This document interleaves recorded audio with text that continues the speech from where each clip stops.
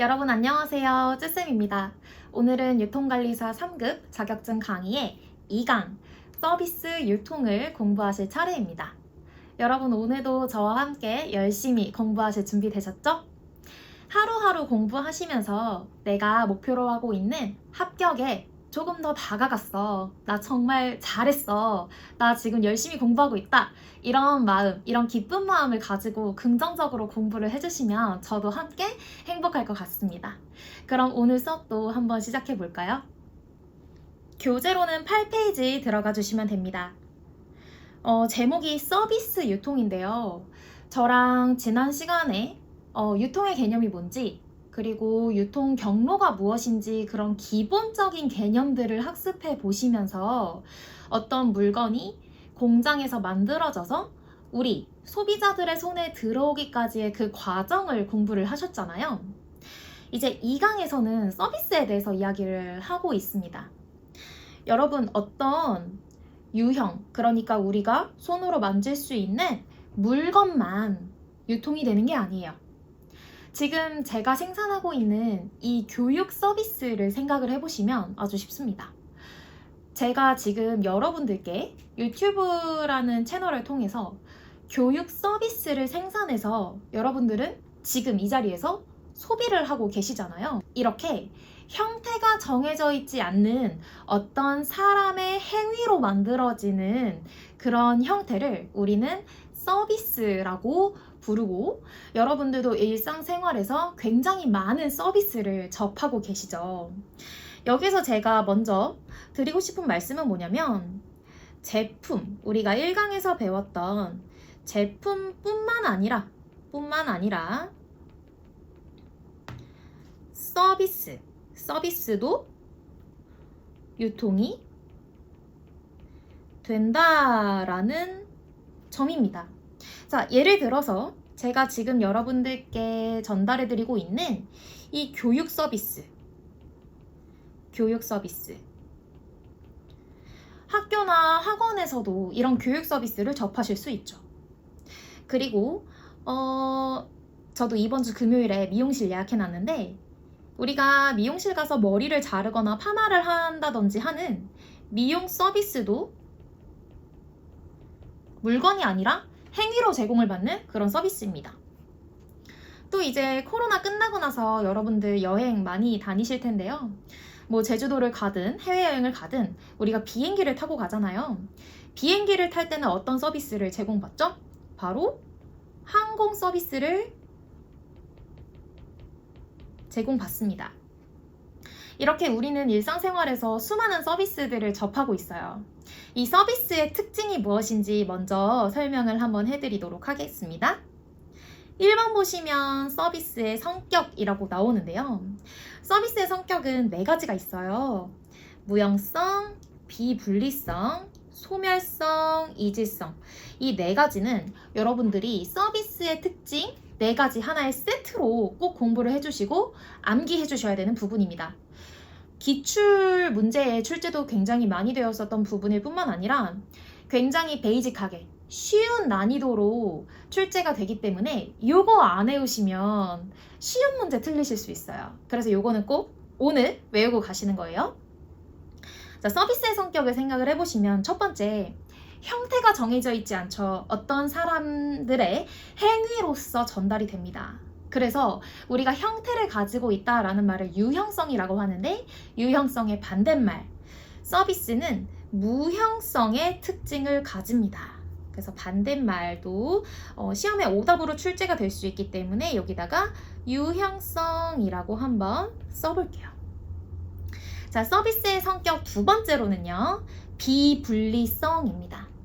비분리성이라는 말은 분리가 되지 않는다라는 뜻을 가지고 있는데요.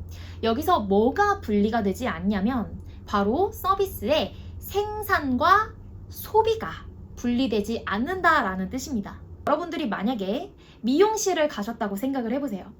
미용실에서 미용 서비스를 받으실 때 미용사 분께서 여러분들의 머리카락을 잘라주시는 그 생산이 일어나는 시간에 여러분들은 동시에 소비를 하고 계신 거잖아요. 이 서비스라는 건 생산과 소비가 그 같은 시간에 같은 장소에서 일어나야 한다는 동시적인 성격을 가지게 됩니다. 그것을 유통관리사에서는 비분리성이라는 특징으로 부르게 되는 거예요. 그래서 두 번째, 비분리성을 보실 수가 있고요. 자, 세 번째는 소멸성입니다. 자, 소멸성이라는 말은요, 서비스가 한번 소비가 되고 나면 우리는 더 이상 그 서비스를 찾아볼 수가 없어요. 예를 들어서 물건을 하나 샀다고 가정을 해보면 어떤 물건은 계속 창고에 보관도 될 수 있고 마트에 진열도 될 수가 있습니다. 그래서 재고의 형태로 계속 보관이 가능한데 이 서비스라는 건 그 자리에서 행위로 이루어지는 그런 전달의 형태이기 때문에 어떻게 재고를 만들 수가 없다라는 특징, 그러니까 사라져 버린다는 특징을 가지고 있어요. 그걸 우리가 소멸성이라고 부르게 되는 겁니다. 그래서 이 서비스가 소멸이 되어버리면 우리가 더 이상 이 서비스를 가지고 돈을 벌 수가 없잖아요. 그래서 우리 마케팅에서는요, 서비스를 제고화하는 방법은 없지만 우리 고객들의 수요를 제고화시켜서 이 소멸성을 극복해보자 라는 방법을 쓰기도 합니다. 그게 뭐냐면, 자, 여기 교재를 같이 보시면 서비스는 소멸한다. 그래서 서비스의 재고를 보관하는 것은 불가능하다. 하지만 우리가 예약제도나 대기 시스템을 활용하면 고객의 수요를 저장함으로써 고객이 기다렸다가 우리의 서비스를 받게끔 할 수는 있겠다라고 하는 것이 바로 그 개념을 수요 재고화라는 개념으로 부르고 있어요. 수요를 재고화시킨 거죠. 자, 예를 들어서 미용 서비스로 설명을 드려보자면 어떤 미용사 분께서 미용 서비스를 다른 손님에게 제공을 해주시고 계세요. 그러면은 그 미용사분의 생산과 소비가, 다른 고객의 소비가 함께 이루어지고 있기 때문에 나는 소비를 할 수가 없잖아요. 그래서 이 미용실의 입장에서는 이 사람을 기다리게끔 하는 거예요. 예약 제도를 만들어서 1시에는 A 손님, 2시에는 B 손님, 3시에는 C 손님 이 방문을 하도록 만든다든지, 또는 대기 시스템을 활용해서 이 서비스를 받을 수 있을 때까지 기다리도록 만드는 방법을 쓴다라는 거죠. 이 대기 시스템을 활용을 할 때 우리 마케팅의 방법으로는 기다림이 지루하지 않도록 어떤 영상물을 틀어준다든지, 고객이 기다리는 동안 읽을 수 있는 책을 준비해 준다든지 하는 그런 방법을 활용해 볼 수도 있겠습니다. 자, 다시 돌아가서 서비스의 성격 네 번째, 이질성을 한번 보겠습니다. 자, 이질적이라는 말은 뭔가 다르다라는 뜻이잖아요. 똑같은 교재를 가지고 똑같은 강의실에서 가르쳐도 모든 선생님들의 교육 서비스는 다를 수밖에 없겠습니다.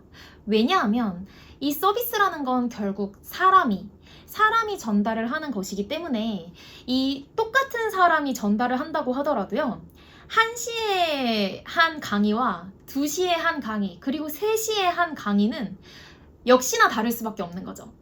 서비스는 이렇게 너무나 그 행위가 이질적으로 일어날 수밖에 없다라는 특징을 가지게 되는데, 우리는 그 특징을 이질성이라고 부릅니다. 그래서 서비스의 성격 4가지를 꼭 기억을 해주셔야 되는데, 무형성, 비분리성, 소멸성, 이질성, 이렇게 4가지를 기억을 해주시면 좋을 것 같습니다. 자, 그럼 다음 서비스의 특징으로 한번 넘어가 보도록 할게요. 자, 서비스의 특징은 쉬워요. 자, 같이 읽으면서 가겠습니다. 서비스는요, 정보 탐색 비용이 상대적으로 높습니다. 어떤 제품에 비해서 상대적으로 높은데요. 왜 그러냐면 서비스는 그 서비스를 전달하는 주체자, 그러니까 행위를 하는 사람에 따라서 서비스의 품질이 달라질 수밖에 없기 때문에 똑같은 미용 서비스라도, 똑같은 미용실이라도 내가 어떤 디자이너 선생님을 선택하느냐에 따라서 내 머리가 천국이 될 수도 있고 지옥이 될 수도 있잖아요. 그래서 굉장히 탐색을 많이 합니다. 인터넷에 검색도 해보고 주변 사람들한테 너 거기 가봤어? 거기 미용실에 그 선생님 어때? 잘 잘라? 이런 식으로 굉장히 고민을 많이 하게 되죠. 그래서 이 서비스라는 건 정보 탐색 비용이 물건을 살 때보다 상대적으로 높다라는 특징을 가지게 되는 거예요. 자, 두 번째 보시면 서비스는 지각 위험이 높습니다. 이것도 이제 위에서 드렸던 설명이랑 연결이 되는데요. 이 서비스는 이질성이 굉장히 강하기 때문에 똑같은 장소에서 똑같은 서비스를 받는다고 해도 그 서비스를 제공하는 행위자의 특징에 따라서 너무나 그 품질이 달라질 수가 있다고 말씀을 드렸잖아요. 그래서 내가 만나는 이 판매원을 100% 신뢰하기가 어렵습니다. 그리고 내가 이 판매원을 어느 정도 신뢰하고 있다라고 해도 이 판매원의 오늘 컨디션에 따라서 품질이 또 달라질 수 있기 때문에 100% 신뢰를 할 수가 없는 거예요. 굉장히 어렵죠. 그래서 서비스는 소비자들이 생각하는 지각 위험이 높다라는 특징을 가지게 되고요. 자, 세 번째, 이 서비스 자체뿐만 아니라 가격이나 시설도 평가를 해야 합니다. 머리를 정말 너무너무 잘 자르시는 미용사분이 있다고 우리가 가정을 해볼게요. 그런데 그 미용사분께 서비스를 받는 가격이 커트 한 번 받는데 예를 들어서 100만 원입니다. 그러면은 쉽게 이분을 찾아서 예약을 하고 갈 수가 있을까요? 저도 100만 원을 주고 머리를 자를 수는 없을 것 같아요. 그래서 이 서비스 자체의 품질뿐만 아니라 가격도 굉장히 중요한 요소가 되고요. 뿐만 아니라 이 머리를 정말 잘 자르시는 분이 일하시는 미용실이 굉장히 비위생적이에요. 예를 들어서 막 다 허물어져가는 건물에 벌레가 막 기어다니고 그래요. 그럼 여러분들 과연 가고 싶을까요? 아마 아닐 거예요. 즉 이렇게 부대 시설도 그 서비스의 품질을 평가하는데 중요한 요소가 된다라는 점이 있어요. 자, 네 번째, 이 서비스라는 것 자체가 사람이 전달을 하는 것이기 때문에 인적 커뮤니케이션이 굉장히 중요한 상황이 됩니다. 자, 서비스는 이런 성격을 가지게 되고요. 자, 3번으로 넘어가서 서비스 패키지를 한번 볼게요. 자, 서비스 패키지를 보시면 패키지라는 의미는 어떤 묶음의 의미를 가지고 있잖아요. 같이 한번 써볼게요. 서비스 패키지라는 건 어떤 서비스를 제공하기 위해 필요한 구성의 묶음? 이렇게 생각을 한번 해보시면 조금 더 이해가 쉬우실 것 같아요. 자, 이제 지원시설, 서비스 포함 상품, 정보, 명시적 서비스, 묵시적 서비스 이렇게 나왔는데요. 이 서비스 패키지라는 부분이 기출문제에 자주 출제되는 부분은 아니지만 그래도 그런 거 있잖아요. 잊을만 하면 나타나는 그런 개념입니다. 그래서 이 부분을 이제 공부를 하시면 우리가 좀 더 고득점에 다가가 볼 수가 있겠다. 이렇게 봐주시면 될 것 같고요. 이해하시는 게 어렵지가 않습니다. 그래서 같이 예시를 들어서 한번 가볼게요. 자, 제가 위에서 미용을 예시로 들어서 말씀을 드렸던 것처럼 서비스가 전달되는 시설이 필요합니다. 읽어보면 서비스 제공 이전에 반드시 갖추어야 하는 물리적인 우리가 손으로 만질 수 있는 자원을 지원시설이라고 해요. 자, 항공 서비스를 예를 들어서 책에다 설명을 해놨는데요. 자, 항공 서비스가 이루어지기 위해서는 항공기, 즉 비행기라는 물리적인 시설이 반드시 필요합니다. 이렇게 물리적 자원, 그러니까 이 서비스가 전달이 되어야 하는 장소나 어떤 유형의 기구들, 이런 걸 우리가 지원시설이라고 부르게 되는 거죠. 자, 두 번째 보시면 서비스 포함 상품입니다. 서비스 포함 상품은 서비스가 소비되는 시점에 고객에 의해서 소비되거나 구매되는 유형의 물품이에요. 자, 예를 들어서 항공 서비스라면 서비스를 포함하고 있는 상품은 바로 기내식이 되겠죠. 자, 세 번째는 정보입니다. 정보는 어떤 서비스를 굉장히 효율적으로 전달을 하기 위해서 고객들이 이용할 수 있게끔 하는 데이터를 바로 우리는 정보라는 개념으로 부르고 있어요. 자, 보시면 효율적이며 고객화된 서비스 제공을 가능하게 하는 운영 데이터를 정보라고 합니다.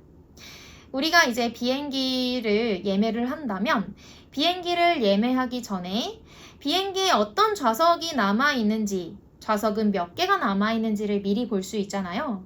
이렇게 고객들이 이용을 먼저 할 수 있게끔 한 정보가 바로 서비스 패키지에 또 포함이 되고요. 네 번째는 명시적 서비스입니다. 명시적 서비스는요, 눈에 보이는 우리가 궁극적으로 목적으로 하는 바로 그 서비스 자체를 명시적 서비스라고 부릅니다. 자, 감각에 의해서, 오감에 의해서 우리 소비자들이 직접 느낄 수 있는 그런 서비스 자체가 바로 명시적 서비스고요. 서비스의 본질적이고 핵심적인 특색을 구성하는 부분입니다. 우리가 항공 서비스를 이용한다면 이 항공 서비스를 통해서 궁극적으로 최종적인 목적으로 얻을 수 있는 서비스가 뭔가요? 우리가 출발지에서 목적지까지 다치지 않고 사고 없이 안전하게 도착하는 것, 그것이 바로 궁극적인 목적이잖아요.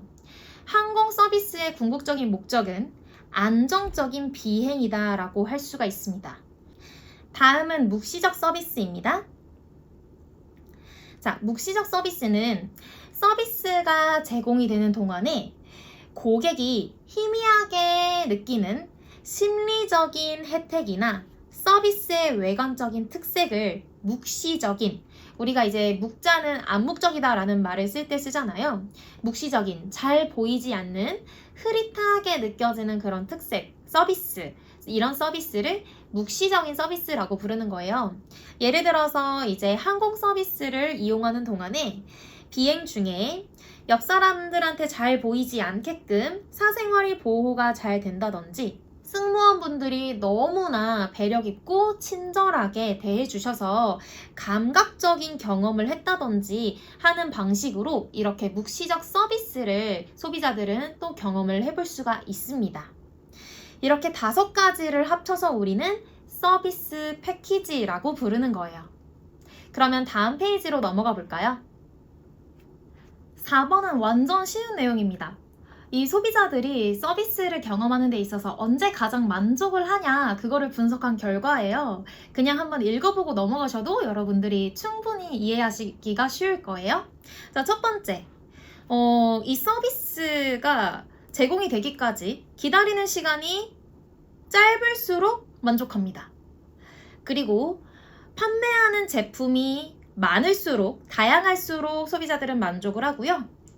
상품 구색이 훌륭할수록 만족하고, 이 가게를 잘 찾아갈 수 있으면, 그러니까 입지가 편리하면 만족하며, 마지막으로 구매와 보관이 편리할수록 만족한다라고 합니다. 여기서 말하는 내용은 서비스뿐만 아니라 서비스와 유통되는 상품들을 같이 통틀어서 설명을 했다라고 생각을 하시면 될 것 같습니다. 자, 다음은 5번으로 넘어가 볼게요. 서비스 품질의 차원. 괄호치고 서브퀄, 영어로 serve퀄 이렇게 나와 있는데요. 기출 문제에서 서비스 품질 차원이라는 표현을 쓰기도 하고, 한국말로 서브퀄이라는 표현을 쓰기도 하고, 영어로 serve퀄이라고 나오기도 해서 모든 표현들을 이렇게 모아놨습니다. 일단 서브퀄이라는 단어부터 살펴볼게요. 서브퀄은 서비스 퀄리티를 줄여서 서브퀄이라고 불렀고요. 영어에서도 똑같이 서비스 퀄리티를 한 단어로 만들어서 serve퀄이라는 단어를 만들었습니다. 이 단어에서도 아실 수 있다시피 서비스 퀄리티라는 건 서비스 품질을 의미를 하는 거잖아요. 이 서비스 품질을 어떻게 평가할 것인지 그 차원을 5가지로 설명을 하는 내용입니다. 서비스 품질을 어떻게 평가할까요? 1번 신뢰성, 2번 확신성, 3번 유형성, 4번 공감성, 5번 대응성 이렇게 나오는데요. 여러분 제가 강의를 하면서 사실 앞글자 따서 외워라 라는 말은 정말 많이 하지 않아요. 특히 유통관리사 3급 강의에서는 딱 한 번 나오는데요. 제가 옛날에 이제 학교에서 학생들 가르칠 때 이거는 너무너무 중요해서 꼭 외워야 되니까 이렇게라도 외워라 라고 하면서 이제 스토리텔링을 하기도 했었어요. 뭐라고 했냐면 선생님이 어떤 대학교에 갔는데 그 대학교 직원들 서비스가 진짜 끝내주더라. 그 대학교 서비스 품질이 진짜 좋더라. 그 대학교가 어디였냐면 신확유공대라는 공대였다. 이렇게 설명을 하면서 학생들이 조금 더 기억을 할 수 있도록 스토리텔링을 했었는데요. 여러분들도 기억해 주세요. 신확유공대의 서비스 품질이 진짜 좋았다. 이렇게 기억을 해주시면 좋겠습니다. 눈치채신 분들도 있겠지만 앞글자를 땄어요. 신확유공대. 실제로는 존재하지 않는 학교입니다.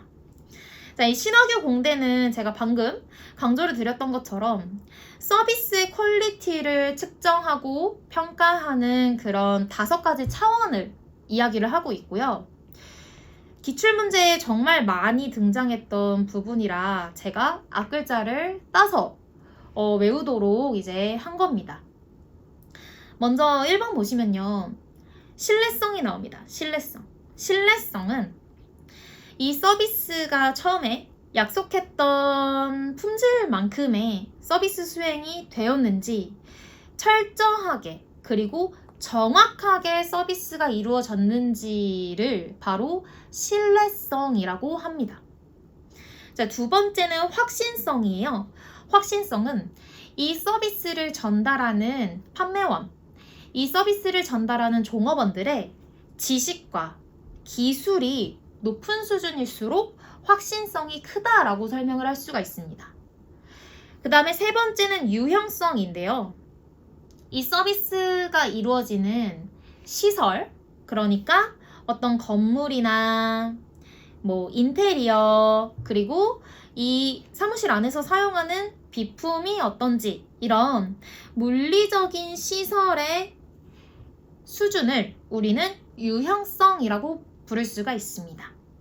자, 4번째는 공감성이에요. 공감성은 말 그대로 공감해주는 능력이잖아요. 고객의 요구에 대해서 판매사원이 감정적으로 이해하는 수준, 그 수준이 높으면 공감성이 높다라고 평가를 하는 거죠. 마지막으로 대응성입니다. 대응성은 얼마나 빨리, 얼마나 신속하게 고객의 요구에 반응을 하느냐를 보는 거예요. 그래서 이 대응성은요, 대응성이라고 나오기도 하지만 시험 문제에서 응답성이라고 나올 수도 있고, 응답하는 거죠. 그리고 반응성이라고 나올 때도 있어요. 대응성, 응답성, 반응성은 이 시험 문제를 출제하는 사람의 성향에 따라서 그냥 선택을 하면 되는 문제이기 때문에 대응성, 응답성, 반응성은 다 같은 말이다. 이렇게 꼭 기억을 해주셔야 됩니다. 고객의 문의나 요구에 즉시 응답하는 정도를 우리는 대응성이라고 해요. 앞글자 따서 서비스 퀄리티, 신, 확, 유, 공, 대 잊지 말아주시고요. 신 뭐예요? 신뢰성, 확, 확신성, 유, 유형성, 공, 공감성, 대, 대응성까지. 대응성은 다른 말로 반응성, 응답성이랑 같은 말이었죠. 이렇게까지 여러분들이 꼭 오늘 암기하시고 넘어가셔야 되는 내용이에요. 자, 다음 6번으로 넘어가 보도록 하겠습니다. 6번은 서비스 품질의 격차 모형이라고 나왔는데요. 이 모형에 대한 내용은 우리가 자주 기출문제에 출제되지는 않지만 지금까지 저는 2번 봤습니다. 자주 출제되지는 않지만 킬러 문항으로 나오는 부분이고 고득점을 노리고 계신 분들이라면 꼭 외우고 가시고요.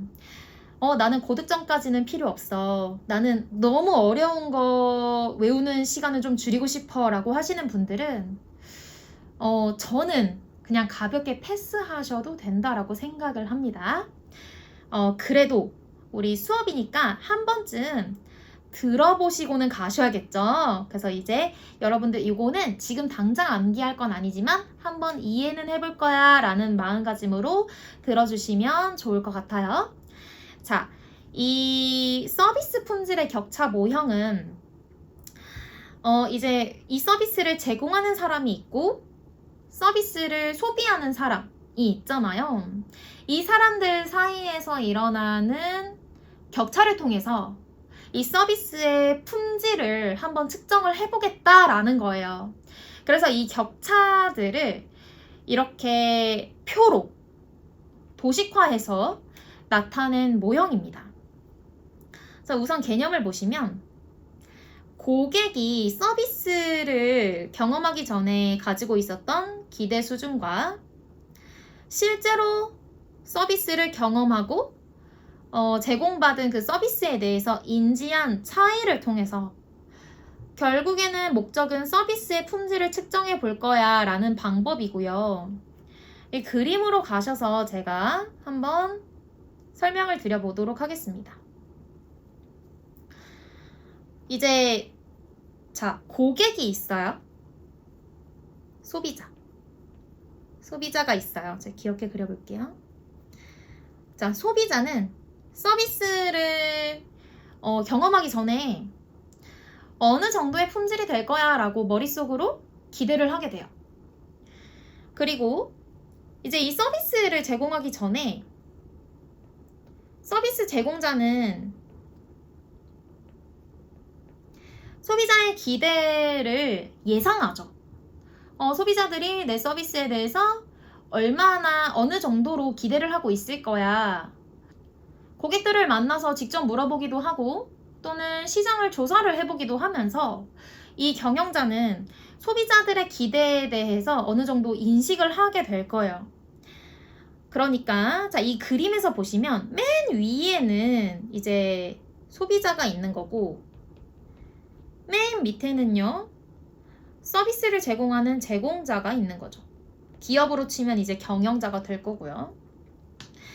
이 서비스를 제공하는 경영자는 자기가 가지고 있는 인식을 서비스 품질 명세서로 서류화를 시켜서 나타내게 됩니다. 이건 이제 회사에 보관이 되겠죠. 그리고 이제 이 서비스 품질 명세서를 가지고 우리 회사가 어떤 서비스를 어떤 방식으로 어떤 품질로 전달을 할 거냐라는 어떤 계획을 세우게 될 겁니다. 그래서 실제로 서비스가 전달이 되겠죠. 이 네모칸이 실제로 이제 고객이 서비스를 경험을 하게 되는 순간입니다. 그러고 나서 소비자는요, 이 서비스를 전달받고 나서 경험한 서비스에 대한 어떤 만족도라든지 또는 불만족했으면 불만족도를 머릿속에 가지게 될 거예요. 그리고 서비스 전달이 되는 과정에서 여러 가지 외부와의 커뮤니케이션도 일어날 수가 있겠죠. 자, 이렇게 틀을 먼저 설명을 드린 다음에 여기서 측정할 수 있는 격차가 5가지가 있어요. 자, 1번 격차 보시면 1번 격차는 소비자가 기대한 서비스와 소비자의 기대에 대한 경영자의 인식의 차이. 일단 여기서부터 서비스 품질이 달라질 수가 있어 라고 설명을 하는 거예요. 격차 1번. 자, 그 다음에 격차 2번은요.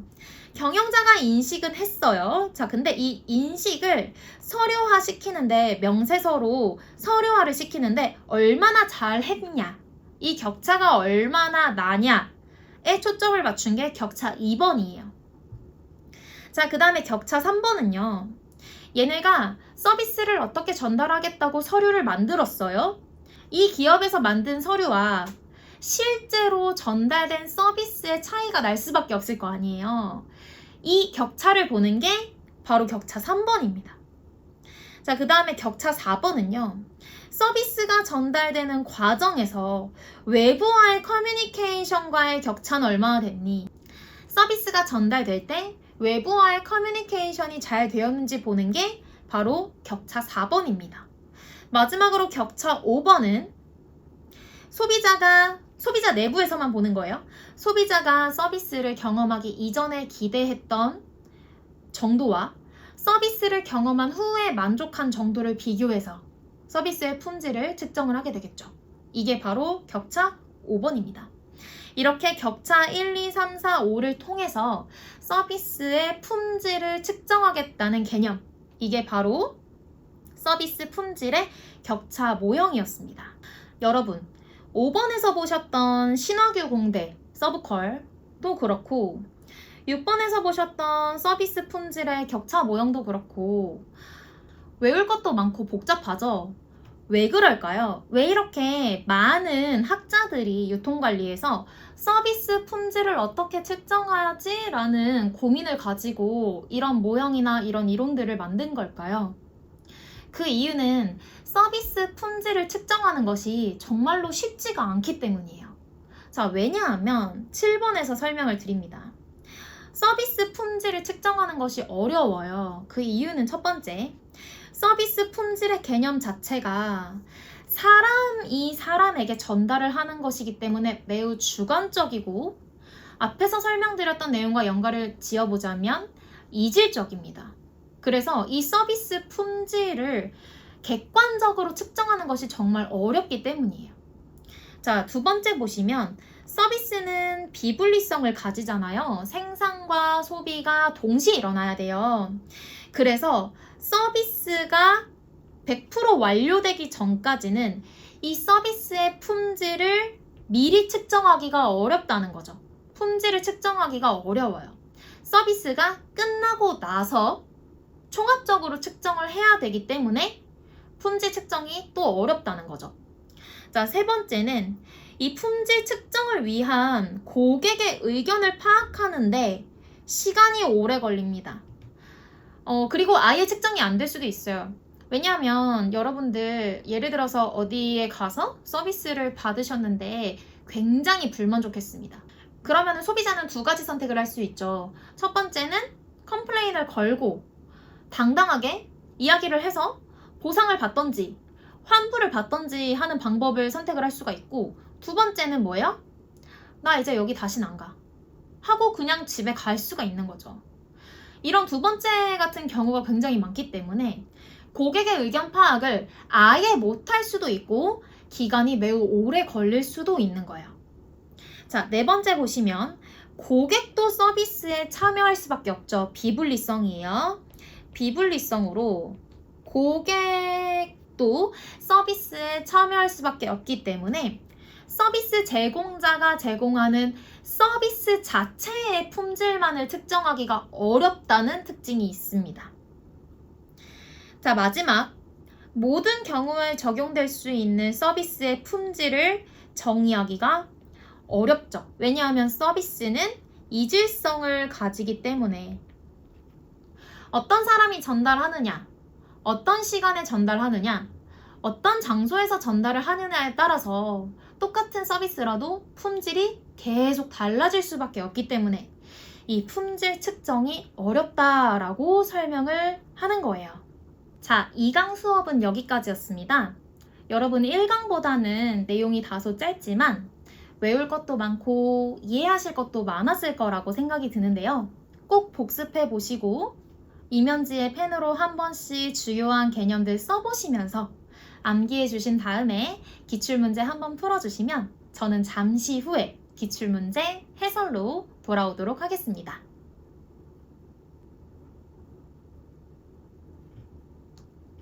네, 여러분 그러면 10페이지 기출문제 한번 풀어보도록 할게요. 자, 1번부터 보겠습니다. 아래 글상자에서 설명하는 서비스의 특성으로 옳은 것은? 이라고 물었습니다. 네모칸 안에 읽어볼게요. 같은 호텔에 근무하는 예약 담당자 중 한 명은 상냥하고 효율적이다. 다른 한 명은 불쾌감을 주고 업무 처리가 느리다. 언제, 어디서, 어떻게 서비스를 제공하느냐에 따라 서비스 품질은 달라진다 라고 굉장히 쉬운 난이도로 문제를 줬습니다. 다르다. 정답은 바로 나오시죠? 정답은 3번입니다. 자, 2번이에요. 서비스 품질을 평가하는 영어로 나왔네요. serve call. 자, serve call. 서비스 품질 측정 방법입니다. 5가지 요인에 관한 설명으로 옳지 않은 것을 골라라 라고 했네요. 자, 일단 5가지가 다 잘 나왔는지 볼까요? 여러분 서브콜 하면 우리 5글자 기억하기로 하셨죠? 신, 확, 유, 공, 대 입니다. 자, 1번 응답성 들어가는 거 맞네요. 2번 신뢰성 있고요. 3번 확신성 있고 4번 공감성 있고 5번 유형성 있네요. 5가지가 다 들어가 있어요. 그러면 우리 5가지가 다 들어가 있으니까 하나하나 설명이 맞는지 보셔야겠습니다. 자, 1번 응답성은 고객을 돕고 즉각적인 서비스를 제공하는 의지래요. 맞는 설명이죠. 2번 신뢰성은 약속된 서비스를 기대한 서비스를 정확하게 제공하는 것. 맞는 설명입니다. 자, 3번 확신성은 서비스를 수행하는 데 있어 종업원들의 능력, 종업원들의 지식, 종업원들의 예절. 맞는 설명이죠. 확신성입니다. 4번 공감성은 기업 평판, 직원의 정직성 등과 같은 서비스 제공자의 진실성이나 정직성? 아니죠. 공감성은 뭐였어요? 판매원의 고객에 대한 감정적인 이해 또는 감정적인 배려가 바로 공감성이었죠. 그래서 정답은 4번이 되고요. 5번도 같이 보겠습니다. 유형성은 서비스의 평가를 위한 물리적인 시설, 장비나 직원의 유니폼과 같은 외형적인 단서다. 맞는 설명이네요. 자, 3번으로 넘어가 볼게요. 서비스의 기본 특성에 대한 설명으로 옳지 않은 것을 물었습니다. 자, 기본 특성은 뭐뭐 있었죠? 여러분, 우리 이거 보지 말고 한번 기억해 볼게요. 자, 맨 처음에는 무형성이 나왔었습니다. 무형성. 두 번째로 비분리성이 있었고요. 세 번째로 소멸성, 마지막으로 이질성. 이렇게 4가지가 있었어요. 자, 그럼 볼까요? 1번의 무형성, 2번 비분리성 있었죠? 3번 이질성 있었죠? 4번 소멸성 있었죠? 5번의 신뢰성?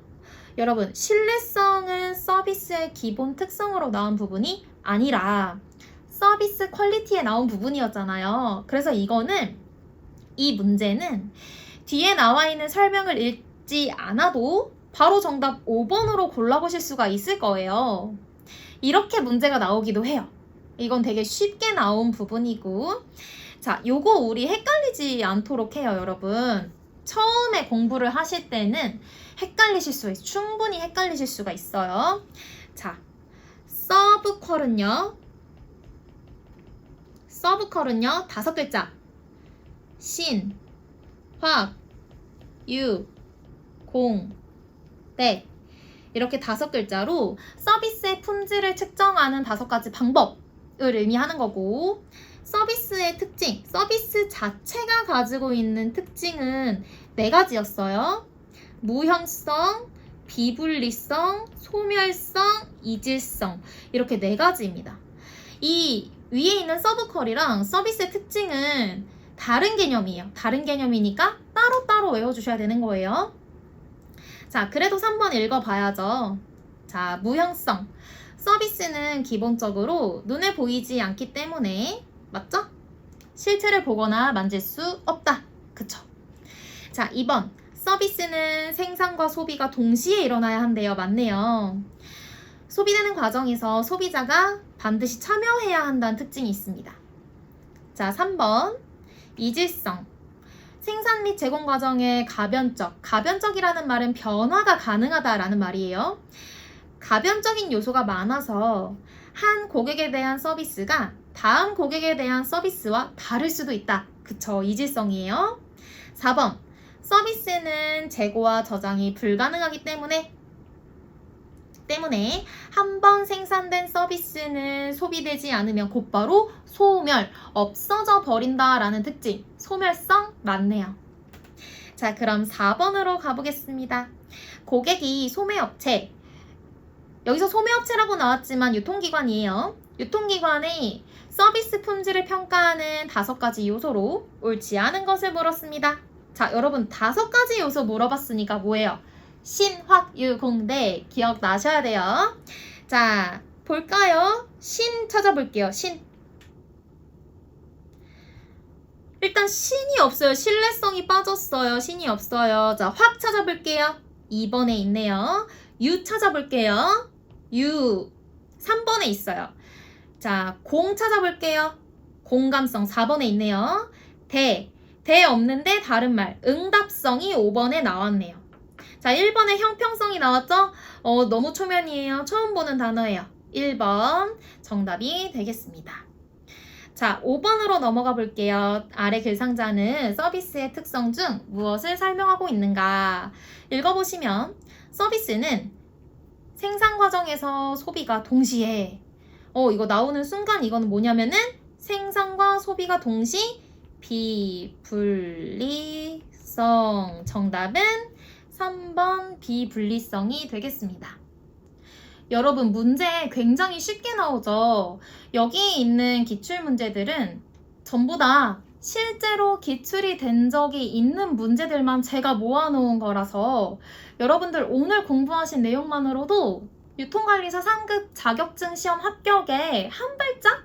아니 3발짝? 다가가신 거예요. 그래서 오늘 배우셨던 내용에서 외울 거 조금 많았으니까 한 번씩 이렇게 말로 해보시거나 종이에 따라서 그려보시면서 복습을 꼭 해주시길 바라겠습니다. 오늘도 수업 들어주시느라 정말 고생 많으셨고요. 우리 앞으로도 이렇게 재미있고 쉽게 뒤에 있는 내용들을 다 같이 공부를 한번 해볼 거예요. 여러분 2강까지 공부해보시고 어떠세요? 유통관리사 3급 하나도 어렵지 않죠? 다 일상생활에서 한 번씩은 들어봤던 단어들로 구성이 되어 있고 그리고 일상생활에서 쉽게 접할 수 있는 내용들로 구성이 되어 있기 때문에 제 강의 완강해주시고 복습을 통해서 이런 유통관리사에서 출제하는 단어들에만 익숙해지실 수 있다면 여러분 이번 시험 무조건 합격하실 수 있어요. 제가 도와드릴 테니까 우리 같이 열심히 공부해 보도록 해요. 저는 그러면 다음 강의로 찾아오겠습니다. 안녕히 계세요.